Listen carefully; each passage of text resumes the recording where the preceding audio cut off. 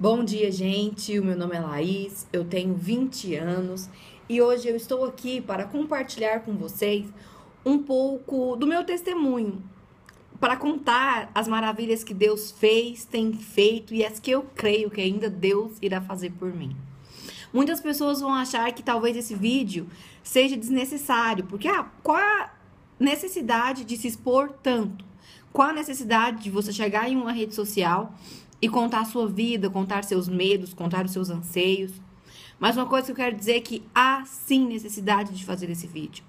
Porque o Espírito Santo de Deus vem me incomodando há meses, me incomodando há semanas para que eu viesse fazer esse vídeo, para que eu viesse contar para vocês quão maravilhoso é servir a Jesus, o quão bom é saber que existe um Deus no céu que cuida de nós, que supre as nossas necessidades nos mínimos detalhes.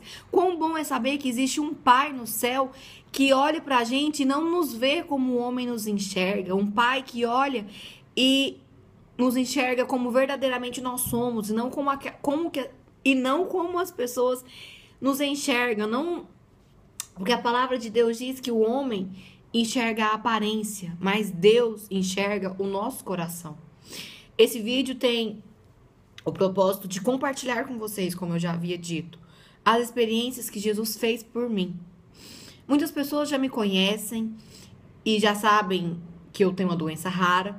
Outras pessoas eu acho que deduz, porque eu sou uma pessoa que não sou a altura convencional, um formato de corpo convencional dos outros. Mas se eu conseguir, no final do vídeo eu vou colocar para vocês a foto dos meus pés, para que vocês entendam o real e verdadeiro motivo que eu apenas uso tênis. Então, talvez a pessoa olhe pra mim e me vê todas as fotos que postam nas redes sociais de tênis e fala, nossa, essa menina só usa tênis? E que tamanho de pé ela tem? No final do vídeo eu vou colocar pra vocês, para que vocês vejam o tamanho do meu pé e vejam o verdadeiro motivo de eu ser grata a Deus. Mesmo eu tendo um pé calçando 44, eu sou feliz e eu adoro servir ao meu Jesus, porque Ele supre as minhas necessidades. Bom, como eu falei pra vocês, eu tenho síndrome de Proteus, síndrome de Klippel-Trenaunay e má formação venosa Blue Rubber Blue Nevus. Proteus é mais raro. Na internet dá dados de aproximadamente 150 pessoas no mundo. Que Klippel-Trenaunay não é tão raro assim. E Blue Rubber Blue Nevus existe vários casos, só que não como o meu. Porque assim, eu sou uma pessoa diferente, então todas as más formações do mundo vieram para mim. Mas isso não me entristece, eu já superei isso, porque como eu falarei para vocês mais pra frente, Jesus já curou a minha alma, a ponto de eu estar aqui para vocês contando isso, coisa que há 6 anos atrás eu não teria coragem de fazer. Então assim, imagine uma seguinte situação: 1995, uma cidade no interior de Goiás. Nasce uma criatura com malformações genéticas que nenhum médico da região saberia. Eu tento imaginar o sofrimento da minha mãe e do meu pai ao me ver daquele jeito e você chegar no médico e o médico falar assim, não, a sua filha vai viver até os 18 anos. Se passar disso é meses. Não, senhora, ela não vai viver até os 18 anos, ela vai viver até os 7. Ela não vai andar. Minha mãe e meu pai já estavam atordoados com tantos diagnósticos, com tantas coisas que eram sem fundamentos.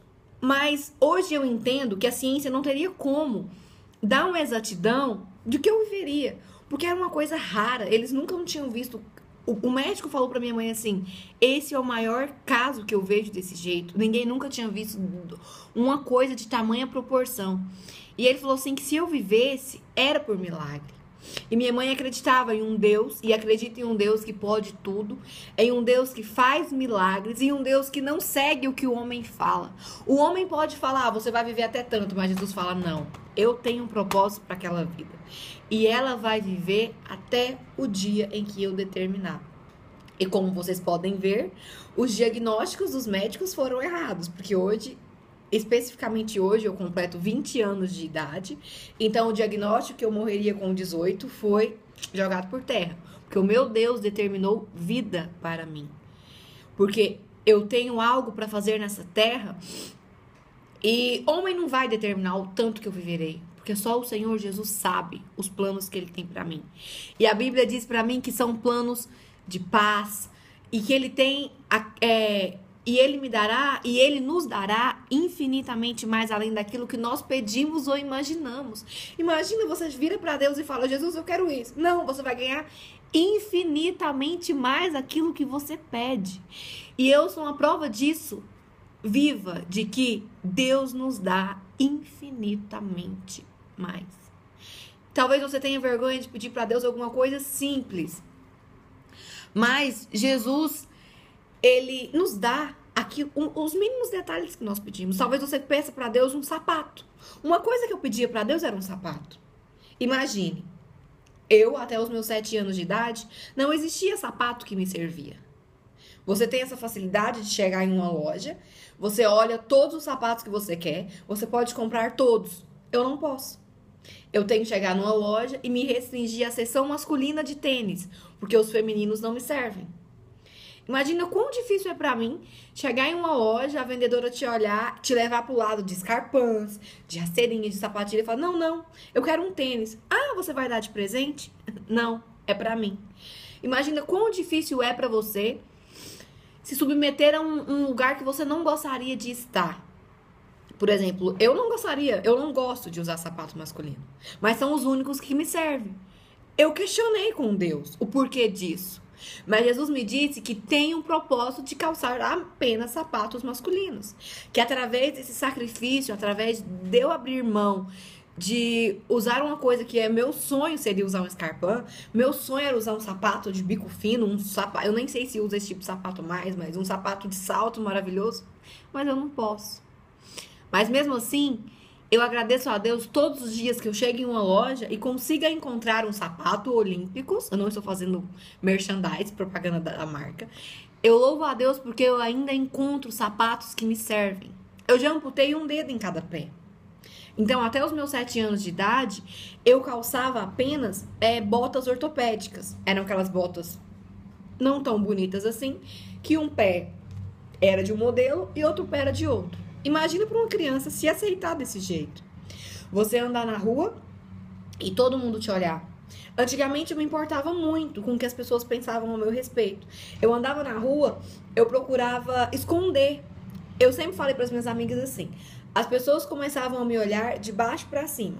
Quando chegava mais ou menos na altura os meus braços são compridos, chegava mais ou menos à altura do joelho, eu tenho vergonha de falar isso hoje, mas eu estava com os dedos assim para as pessoas. Para que as pessoas olhassem e falassem assim: não tô... Para eu falar um palavrão literalmente para aquela pessoa, para ver se ela parava de olhar para mim. Mas a partir do momento em que eu me entreguei verdadeiramente para Jesus, eu sempre fui evangélica, mas a partir do momento em que eu deixei que o Espírito Santo guiasse a minha vida sem interferências minhas, eu aprendi, falei assim: pra que eu vou ficar mostrando o dedo para as pessoas, sendo que a cada momento que eu mostro a cada momento que eu faço esse gesto, eu estou desagradando o meu Deus, porque é como se eu tivesse questionando com Deus o motivo de ter sido assim. Então eu parei de fazer isso, eu não faço mais. Quando as pessoas passam e olham pra mim por eu ser diferente, eu falo assim: foi Deus que me fez. Ou senão, você quer ver meu pé? As minhas amigas falam que eu deveria andar com uma plaquinha escrito: você quer ver o meu pé? Porque eu amo mostrar o pé para as pessoas. Eu amo falar para elas que Jesus transformou a minha vida, que Jesus escreveu a minha história de novo e que Jesus pode escrever a sua história de novo. Talvez você que me assiste já pensou em tirar a sua vida. Talvez você já pensou em desistir dos seus sonhos. Talvez você já quis largar tudo. Talvez você, cristão, já desejou parar de servir a Deus, porque crente realmente passa muita luta. Sim, nós passamos luta, mas essa luta, como um pastor já falou pra mim, é um processo para morar com Jesus. Igual eu falei no início, nós teremos aflições, mas nós venceremos. Jesus diz que nós venceremos o mundo, porque junto com Ele, nós iremos vencer. Então não há motivo de você se entristecer. Talvez você é gordo, magro demais, talvez você é muito alto, talvez você é muito baixo, talvez você tenha alguma doença que você fala: não tem solução. Como eu falei pra vocês, não tinha solução pra mim.